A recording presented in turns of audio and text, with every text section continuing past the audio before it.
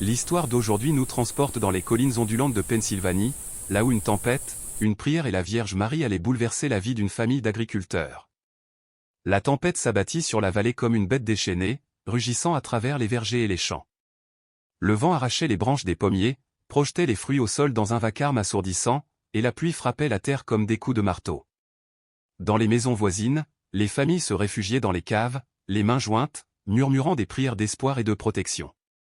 À la ferme des Miller, Sarah resta immobile devant sa fenêtre, les yeux fixés sur ce qu'elle percevait comme la fin de tout.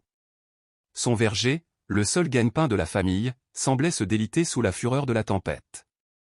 Ses enfants s'accrochaient à elle, effrayés par le craquement des arbres brisés, comme si la terre elle-même se fracturait. Dans le village, certains murmuraient que la ferme des Miller ne survivrait pas jusqu'au matin. D'autres se demandaient si le malheur s'acharnait sur cette veuve, qui avait déjà perdu son mari et semblait maintenant condamnée à perdre tout ce qui lui restait. Pourtant, au cœur du chaos, Sarah tomba à genoux, ses vêtements trempés collés à sa peau, la boue s'infiltrant dans ses chaussures. Sa voix s'éleva au-dessus du tumulte, « Sainte Mère, s'il vous plaît, ne me laissez pas tout perdre. » Personne n'aurait pu imaginer que ce cri, jaillissant d'une ferme isolée sur une colline battue par la tempête, serait le prélude à un miracle capable de bouleverser toute la communauté. Avant que la tempête ne vienne, le verger des Miller était la fierté de la petite ville. Des rangées de pommiers s'étendaient à perte de vue sur 12 collines, leurs fleurs embaumant l'air au printemps d'un parfum que les enfants gravaient dans leur mémoire pour toute leur vie. Pendant des générations, les Miller avaient travaillé cette terre avec amour et ténacité, planté, taillé, récolté et transporté des caisses de pommes jusqu'au marché local. Mais lorsque Sarah hérita du verger, la prospérité semblait loin. Son mari, Daniel, était mort brutalement dans un accident de tracteur sur une colline humide, la laissant veuve avec 2 enfants et une montagne de dettes. Sarah n'avait pas toujours été agricultrice. Ancienne institutrice, douce et discrète, elle avait vécu une vie tranquille, rythmée par les messes du dimanche à l'église de Whitewood, les barbecues avec les voisins, et les soirées d'été où les enfants couraient après les lucioles tandis que les adultes discutaient de la météo et des récoltes. Après la mort de Daniel, la solidarité de la communauté fut immédiate mais éphémère. Les voisins apportaient des gratins, les amis de l'église récitaient des prières, et d'autres fermiers prenaient en charge la récolte. Mais avec le temps, la sympathie s'estompa, remplacée par l'indifférence et les murmures. Entretenir un verger exigeait plus que de bonnes intentions, il fallait des heures interminables de travail, de l'argent pour les pesticides et l'irrigation, et la force d'un homme pour soulever les barils de fruits. Sarah travaillait jusqu'à ce que ses mains soient couvertes d'ampoules, et pourtant, le verger produisait de moins en moins. Une sécheresse détruisit les pommes un été, un gel précoce frappa l'année suivante. Les factures s'accumulaient sur le comptoir de la cuisine, et Jacob, son fils de 16 ans, commença à évoquer la possibilité de partir pour la ville, à la recherche d'un avenir que la terre ne semblait plus pouvoir lui offrir. Malgré tout, Sarah refusait de céder. Ce verger a le sang des Miller dans ses racines, répétait-elle, brossant la terre de ses genoux après de longues heures dans les champs. Sa fille Émilie, âgée de 9 ans, posait ses petites mains sur l'écorce rugueuse des arbres et murmurait « Ne t'inquiète pas, maman, les arbres nous écouteront si nous prions. » Pour les voisins, cela semblait naïf, pour Sarah, c'était le fil ténu qui la rattachait à la vie. Chaque nuit, cependant, les doutes la tenaillaient. Elle fixait le plafond fissuré de sa chambre, se demandant si Dieu l'avait oubliée. Certains murmuraient qu'elle devrait vendre la terre et prendre un nouveau départ en ville. D'autres la jugeaient obstinée, s'accrochant à un fantôme. Mais Sarah ne pouvait abandonner ce que Daniel avait bâti, ce que ses enfants appelaient leur foyer. C'est dans ce fragile équilibre entre foi et désespoir, tradition et effondrement, que la tempête arriva. Les fermiers du village secouaient la tête, certains annonçant que les vergers étaient déjà fragiles et qu'une seule nuit de vent violent suffirait à les anéantir. Le verger des Miller, déjà meurtri par des années de difficultés, semblait condamné. Et pourtant, alors que le vent hurlait à travers la vallée, quelque chose d'invisible s'agita. Le cri de Sarah cette nuit-là n'était pas seulement celui d'une mère ou d'une agricultrice, c'était le cri d'une âme mise à nu, appelant désespérément une réponse. Ce cri allait être entendu. Quand la tempête se calma enfin, un silence pesant recouvrit la vallée. Mais pour Sarah, ce silence n'était pas la paix, c'était le son de la perte, résonnant à travers les branches brisées et les fruits jonchant le sol. Des rangées entières d'arbres étaient dépouillés, leurs troncs tordus, leurs racines exposées. Le verger ressemblait à un champ de bataille. Les voisins passaient, secouant la tête, murmurant que la ferme ne s'en remettrait pas, que la vente semblait inévitable. Les factures s'accumulaient sur la table de la cuisine, la compagnie d'électricité réclamait le paiement, la banque menaçait de saisie, et la coopérative refusait tout crédit supplémentaire. Jacob comprit la gravité de la situation. « Maman, on ne peut pas continuer comme ça, » dit-il un soir, sa voix lourde de tristesse. « On devrait vendre le verger. » Ces mots la transpercèrent. Elle voyait en eux ses propres doutes, mais elle sentait aussi la présence de Daniel dans sa mémoire, ses mains calleuses sur la terre, ses rêves enracinés dans chaque arbre. Abandonnée, c'était enterrer le passé 2 fois. Émilie, plus jeune et innocente, s'accrochait à l'espoir. Elle ramassait les pommes tombées et les alignait sur la balustrade du porche, murmurant à sa mère, « Elles sont encore douces. » Sarah esquissa un sourire, mais à l'intérieur, elle se demandait combien de temps l'innocence pourrait résister à la faim et à la pauvreté. Les nuits s'allongeaient, et elle restait éveillée, écoutant les craquements de la vieille ferme, le souffle de ses enfants dans leur sommeil, priant avec une ferveur qui lui semblait désormais vaine. Puis vint la nuit fatidique, celle où la tempête sembla personnifiée. Les nuages s'amoncelèrent comme des montagnes de fer, l'horizon s'obscurcit avant le coucher du soleil. Le vent hurlait à travers la vallée, ployant les arbres jusqu'à ce qu'ils craquent et tombent. À l'intérieur, Sarah fermait les volets tandis que la pluie frappait violemment les vitres. Jacob descendait avec peine les escaliers vers la cave, exhortant Émilie à le suivre. La petite serrait son chapelet, le cadeau de sa grand-mère, et murmurait des Ave Maria entre les sanglots. Lorsque la tempête atteignit son apogée, Sarah sentit qu'elle devait agir. Poussée par une force plus profonde que la raison, elle monta les escaliers et s'avança dans le chaos. La pluie l'aveuglait et glaciale, le verger gisait tordu autour d'elle, un cimetière de troncs brisés et de fruits écrasés. Elle trébucha dans la boue jusqu'au vieux pommier, celui que Daniel appelait l'âme de la ferme. Son écorce était craquelée, ses branches presque mortes. Elle tomba à genoux dans la boue, pressant ses mains dans la terre détrempée, frissonnante, et cria, « Sainte Mère, je ne peux plus supporter ça. S'il vous plaît, ne me laissez pas tout perdre. » La tempête continuait à hurler, mais quelque chose changea à l'intérieur de ce tumulte. Sarah décrivit plus tard ce moment comme un silence au cœur du bruit, une immobilité qui semblait respirer autour d'elle. La foudre déchira le ciel, illuminant le verger d'une lumière éclatante. Et pour un instant fugace, elle crut voir une silhouette près du vieil arbre, une femme drapée de lumière, sereine, la main posée doucement sur le tronc. Sarah cligna des yeux. La silhouette disparut, mais l'image resta gravée dans son cœur. Elle resta agenouillée, tremblante, tandis que la tempête s'apaisait lentement. À l'aube, la pluie avait cessé, le vent s'était calmé. Les habitants sortirent pour constater leurs pertes, granges détruites, récoltes ruinées, bétail noyé. Mais au verger des Miller, le miracle commençait à se révéler.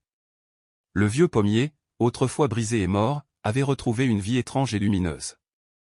Les branches tordues semblaient se redresser légèrement, les bourgeons flétris brillaient comme s'ils étaient ranimés. Sarah tomba à genoux, les larmes ruisselant sur ses joues, serrant Émilie et Jacob contre elle.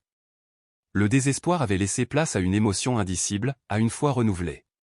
Le verger des Miller, lieu de perte et de douleur, était devenu un sanctuaire vivant, témoin d'un miracle que personne ne pouvait expliquer mais que tous ressentiraient profondément.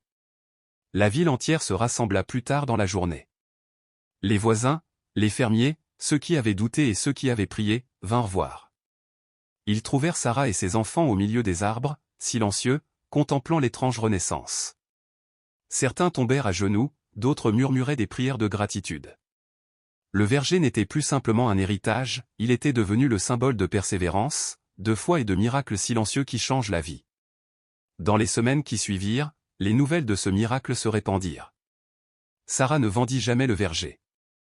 Au lieu de cela, elle travailla avec ses enfants, répara les dégâts et planta de nouvelles pousses, chaque arbre portant en lui l'histoire de survie et de renaissance.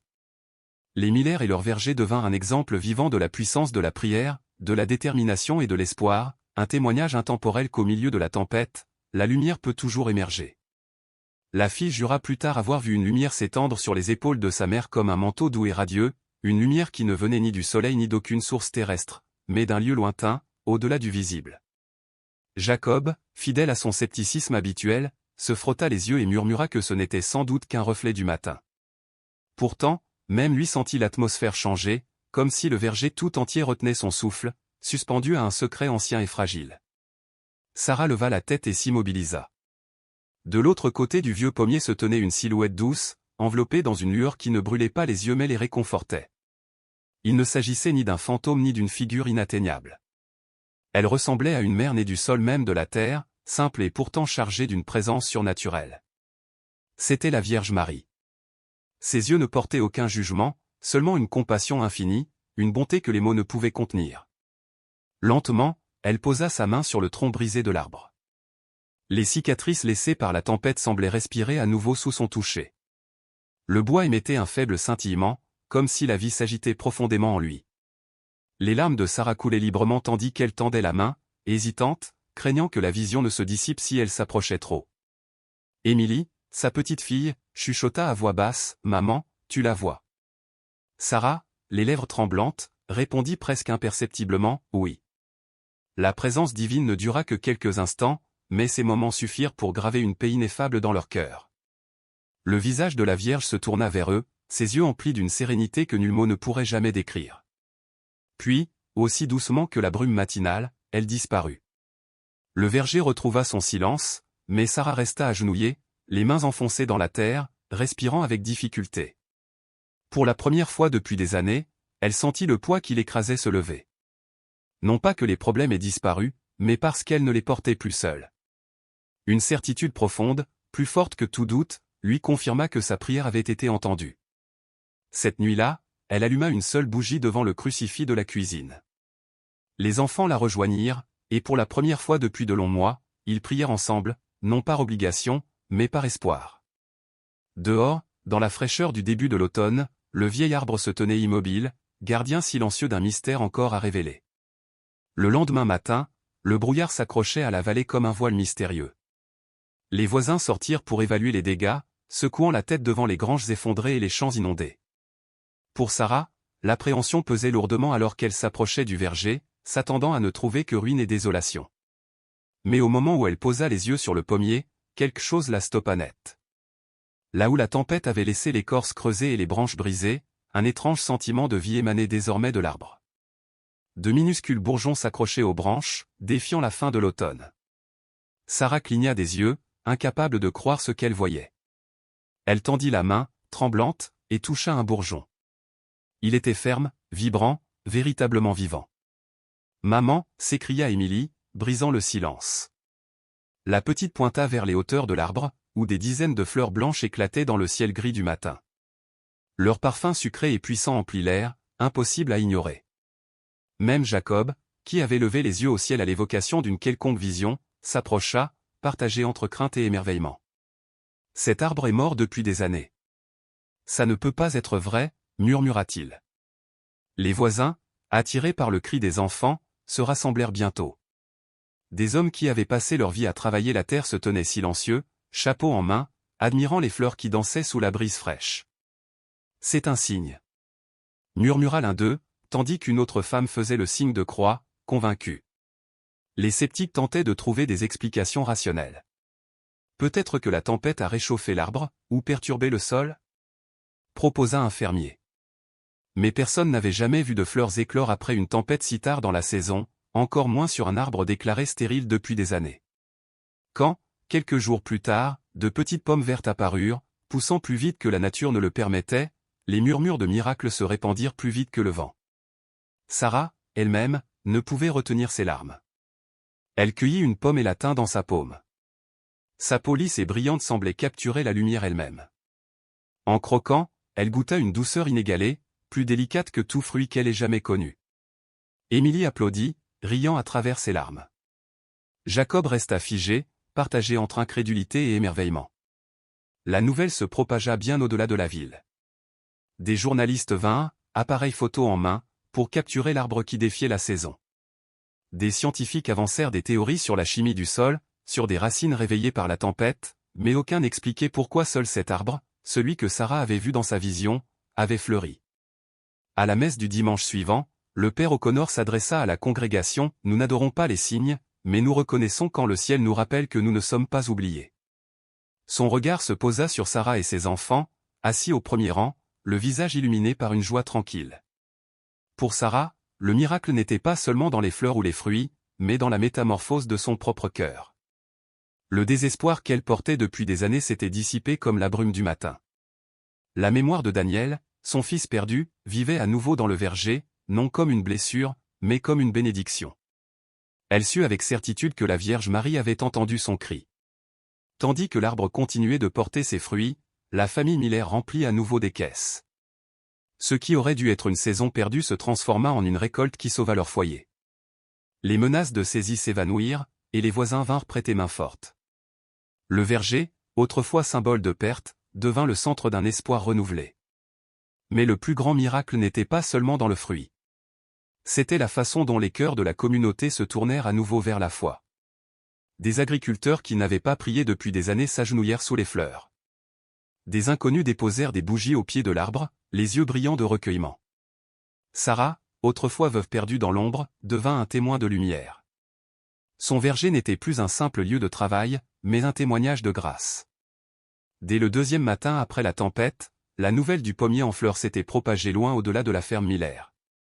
Ce qui avait commencé comme des murmures entre voisins devint rapidement un bruit qui atteignit la ville, les marches de l'église et même le chef-lieu du comté à des kilomètres. Des voitures s'alignaient sur les routes de campagne menant au verger. Fermiers, citadins et curieux vinrent tous voir de leurs propres yeux ce qu'ils n'avaient entendu que sous forme de murmures émerveillés. L'arbre, qui aurait dû être mort, rayonnait maintenant, défiant le temps, la saison et la tempête. Sous la lumière douce du matin, ses fleurs blanches scintillaient comme de la neige sur les branches sombres. Des abeilles, éveillées comme par magie, bourdonnaient avidement autour des fleurs. Les pommes vertes mûrissaient à un rythme que personne ne pouvait expliquer. Un groupe de vieux fermiers, ayant travaillé la terre toute leur vie, restait silencieux, bouche bée. J'ai connu des gels tardifs, des sécheresses, de la grêle, mais jamais rien de tel, murmura l'un, la voix tremblante d'émotion. C'est un miracle, sans aucun doute, ajouta un autre en retirant sa casquette. Une jeune journaliste, cherchant une explication scientifique, interrogea le sol, le climat, les pesticides. Mais son malaise transparaissait, aucune théorie ne pouvait rendre compte de ce qu'ils avaient sous les yeux. Jacob, écoutant à proximité, sentit son scepticisme s'effriter sous le poids de l'impossible. Émilie, quant à elle, restait sûre, son innocence apportant une vérité que même les adultes ne pouvaient ignorer. Elle racontait à qui voulait l'entendre l'histoire de la Dame de Lumière, de son sourire, de son toucher sur l'arbre. Même les hommes les plus endurcis, moqueurs des miracles, se retrouvaient troublés par la sincérité de son regard. Plus d'une fois, Sarah vit des inconnus essuyer leurs yeux après avoir entendu le simple témoignage de sa fille. Un soir, un groupe de fermiers sceptiques vint pour réfuter ces histoires. Ils inspectèrent chaque racine, chaque branche, discutant des greffes et des conditions météorologiques. Mais lorsqu'un d'eux cueillit une fleur et la porta à son nez, il se tut, frappé par l'évidence. Sentez ça. C'est comme le printemps en plein automne. Aucun d'eux ne trouva d'explication. Ils partirent, bouleversés, tandis que la foi de la ville s'éveillait doucement. Les gens qui n'étaient pas allés à l'église depuis des années venaient s'agenouiller sous l'arbre, murmurant leurs prières. Des bougies apparurent aux racines, déposées par ceux qui sentaient leur fardeau s'alléger simplement en restant là. Sarah regardait tout cela, émerveillée et craintive. Elle savait que ces miracles ne lui appartenaient pas, ils appartiennent à Dieu, donnés par l'intercession de sa mère, lui rappela le prêtre. Et pourtant, elle ne pouvait nier le changement en elle-même. Là où le désespoir l'avait creusé, il y avait maintenant la paix. Chaque matin, elle se levait avec gratitude, prenant soin de l'arbre comme d'un enfant renaissant, témoin vivant de la grâce et de la miséricorde. Ainsi, la ville tout entière sembla passer de l'argumentation sceptique à l'émerveillement silencieux. Les voix des incrédules se firent plus discrètes, tandis que les croyants, eux, reprenaient courage, animés d'une foi renouvelée. Le verger, autrefois simple terre de culture, se transforma peu à peu en un sanctuaire, un lieu où l'ordinaire et le divin se mêlaient, un espace où rien ni personne ne pouvait rester indifférent. Ce qui était arrivé au vieux pommier dépassait de loin l'évidence d'un simple arbre qui fleurissait hors saison, c'était un signe, un rappel vivant que quelque chose de plus grand que nous veillait toujours. Mais si le miracle du pommier changeait la ville, son effet le plus profond se faisait sentir au sein même de la ferme Miller. Pendant des années, le chagrin et les difficultés avaient érodé les liens familiaux. La mort de Daniel, le mari de Sarah, avait laissé un vide que rien ne semblait pouvoir combler. Les nuits de solitude étaient devenues le théâtre de larmes silencieuses, et le poids des responsabilités semblait écraser chaque jour un peu plus la famille. Aujourd'hui, pourtant, quelque chose d'invisible, comme une force douce mais puissante, les recousait ensemble. Jacob, autrefois garçon agité et impatient de quitter la ferme pour chercher ailleurs sa liberté, commença à passer de plus en plus de temps dans le verger. Au début, il prétextait qu'il n'était là que pour aider à gérer l'afflux de visiteurs curieux. Mais Sarah observa un changement subtil, ses gestes, auparavant rapides et crispés par l'irritation, devenaient désormais doux, presque attentifs, lorsqu'il transportait les paniers de fruits. Un soir, alors qu'il posait une caisse sur le sol, il s'arrêta pour admirer les fleurs se balançant dans la lumière dorée du crépuscule. « Ce n'est pas possible, » murmura-t-il à sa mère avec sincérité. « Je ne sais pas si je crois vraiment au miracle, mais je ne peux pas nier ce que je ressens. » Sarah posa une main tremblante sur son épaule, les larmes aux yeux. « La foi, mon chéri, ne commence pas toujours par la certitude. Parfois, elle commence par l'émerveillement. » Et de son côté, Émilie, la petite dernière, devint la messagère innocente du verger. Chaque jour, elle accueillait les visiteurs avec un sourire pur et lumineux, racontant à chacun comment elle avait vu la dame de lumière, celle qui semblait veiller sur l'arbre et sur eux tous. Elle souriait, disait la petite, comme si elle savait déjà que tout irait bien. Bien sûr, certains sceptiques rejetaient ces paroles comme des divagations enfantines, mais d'autres, au contraire, sentaient leur cœur s'adoucir à la simple sincérité de cette fillette. Plus d'une fois, Sarah surprit des visiteurs essuyant discrètement leurs larmes après avoir écouté le récit candide d'Émilie. Et pour Sarah elle-même, le changement était encore plus profond.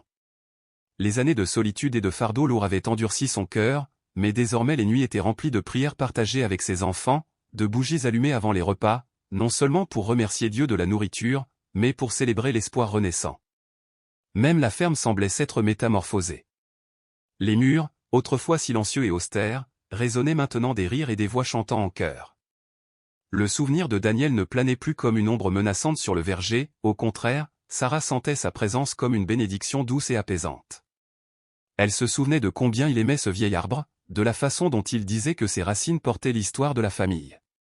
Debout sous les branches revitalisées, elle murmura, « Daniel, ton verger vit toujours, et nous aussi. » Un soir, tous les trois se retrouvèrent sous l'arbre miraculeux, des paniers de fruits à leurs pieds. Le ciel s'embrasait des derniers rayons du soleil, éclaboussant l'horizon d'or et de carmin. Émilie s'appuya contre sa mère, Jacob de l'autre côté, et pour la première fois depuis des années, Sarah sentit son cœur entier, libéré d'un poids invisible. « Nous allons nous en sortir, » dit-elle doucement. Jacob regarda sa sœur, puis hocha la tête en silence. « Oui, maman, nous le ferons. » Plus tard, alors qu'ils priaient ensemble dans la cuisine, Jacob surprit sa mère et sa sœur en récitant à haute voix le « Je vous salue Marie », complet, chose qu'il n'avait pas faite depuis son enfance. Les yeux de Sarah se remplirent de larmes tandis qu'Émilie rayonnait de fierté. Une famille qui avait été autrefois brisée par la douleur et la perte se retrouvait unie, consolidée par la foi. Il devint clair que le véritable miracle n'était pas seulement dans l'arbre, il résidait dans la manière dont le désespoir cédait la place à l'espoir, dans la transformation du silence en prière, et dans le lent mais puissant retour de la vie et de la joie au sein de la ferme. Le verger des Miller devint rapidement plus qu'un simple lieu de culture. En quelques semaines, il attira des visiteurs de toute la vallée, des voitures venant des comtés voisins s'alignant le long du chemin, des curieux marchant avec révérence entre les rangées jusqu'à atteindre l'arbre solitaire qui défiait la nature. Là, il ne trouvait pas seulement des fleurs et des fruits, mais une présence ineffable qui semblait toucher chacun au plus profond de lui-même. Ceux qui arrivaient sceptiques repartaient souvent avec des larmes silencieuses, incapables de les expliquer. Un ancien agriculteur, moqueur de l'église, revint 3 jours consécutifs, s'agenouillant finalement au pied de l'arbre. « J'ai perdu ma femme l'an dernier à cause du cancer », chuchota-t-il à Sarah, et j'ai maudit Dieu pour cela. Mais ici, je la sens près de moi à nouveau, et je ressens enfin la paix. Une jeune mère, elle, apporta son enfant malade, fragile et amaigri par des mois d'hôpital, et pressa sa main contre ses corseaux, murmurant une prière à travers ses lèvres tremblantes. Quelques semaines plus tard, elle revint avec son fils, désormais en meilleure santé, souriant. Même les plus sceptiques se laissaient émouvoir par ce qu'ils ressentaient sans pouvoir l'expliquer. Un homme connu pour son alcoolisme traîna un soir dans le verger, marmonnant sur sa vie gâchée. Le lendemain matin, il repartit sobre, tenant dans sa main l'une des pommes du miracle, affirmant qu'il avait retrouvé une raison de tenter à nouveau sa vie. La paroisse locale, dépassée par l'afflux de pèlerins, commença à organiser des chapelets du soir sous l'arbre. Le père Connor se tenait devant une foule de plus de 100 personnes, menant les prières tandis que les bougies vacillaient aux racines du vieil arbre, et les chants résonnaient dans toute la vallée, se mêlant au bruissement des feuilles. Pour beaucoup, c'était comme marcher en terre sainte. Malgré tout, certains demeuraient critiques, craignant la superstition. Le journal local publia un éditorial sceptique, exhortant les habitants à chercher des explications scientifiques. Pourtant, même les journalistes venus enquêter repartaient souvent avec un sentiment de paix et de révérence. Sarah, pour sa part, resta humble. Cet arbre n'est pas à nous, répétait-elle aux visiteurs. C'est un cadeau, un rappel que Dieu écoute et que sa mère veille sur nous, même dans les coins les plus tranquilles du monde. Le verger, jadis menacé de saisie, débordait désormais de fruits. Les familles qui venaient y prier repartaient souvent avec des paniers de pommes que Sarah distribuait généreusement. « Prenez-les, disait-elle. Offrez-les à quelqu'un qui a besoin d'espoir. » Chaque fruit devint alors un symbole, porteur de l'histoire et de la bénédiction de la Vierge, passant de main en main et ravivant la foi là où elle s'était éteinte. Bientôt, des communautés voisines organisèrent des pèlerinages entiers, apportant bougies, chapelets et messages de gratitude suspendus aux branches. Certains venaient avec des fardeaux silencieux, d'autres simplement pour se tenir en contemplation. Tous repartaient avec quelque chose qui dépassait la simple explication, le sentiment que le ciel avait effleuré la terre dans ce verger de Pennsylvanie. La ville elle-même se transforma. Les vieilles querelles s'apaisèrent, et la messe du dimanche redevint un rassemblement animé.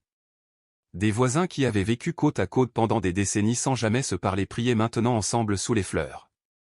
Dans un endroit qui avait jadis été ravagé par les tempêtes, l'unité prenait racine.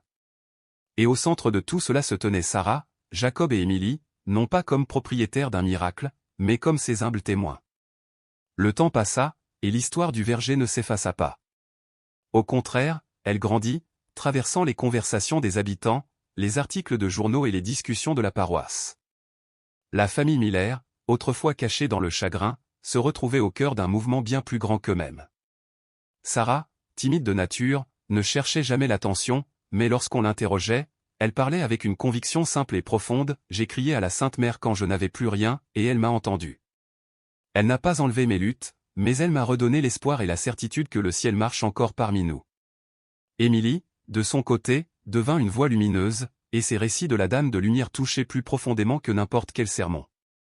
Jacob, autrefois plein de doutes, surprit tous les participants d'une réunion de jeunes en avouant sa propre transformation. « Au début, je ne croyais rien. Mais cet arbre était mort, et maintenant il est vivant. Peut-être que ma foi peut renaître, elle aussi. » Les témoignages se multiplièrent, réconciliation après des années de séparation, emploi retrouvé après des semaines de chômage, paix dans la solitude et courage pour affronter l'adversité. Le père Connor, autrefois prudent, encourageait ces récits. « Les miracles ne sont pas de la magie, disait-il. Ce sont des invitations. Ce qui se passe ici est destiné à fleurir dans nos vies, nos familles et notre communauté. » Et ainsi, le verger des Miller devint bien plus qu'un simple arbre. Il incarna l'espoir renaissant, la foi renouvelée, l'unité retrouvée. Les pommes continuaient de nourrir corps et âme, chaque fruit portant l'histoire d'un miracle touchant le cœur de ceux qui osaient croire. L'hiver tomba, recouvrant les collines et les vergers d'un manteau de gel, mais le vieil arbre resta debout, témoin silencieux de la grâce qui s'était abattue sur la ferme et la vallée entière. Pour Sarah, la vie ne devint pas facile du jour au lendemain. Les factures arrivaient toujours, le travail restait exigeant, l'avenir incertain. Mais la peur avait disparu, remplacée par la certitude que, même dans l'adversité, la foi et l'amour pouvaient transformer les vies. Le verger, lui, était devenu un sanctuaire vivant, enraciné dans la terre et dans les cœurs, un lieu où le ciel avait choisi de toucher la terre, et où l'histoire de la famille Miller continuerait de porter ses fruits pendant de nombreuses années à venir.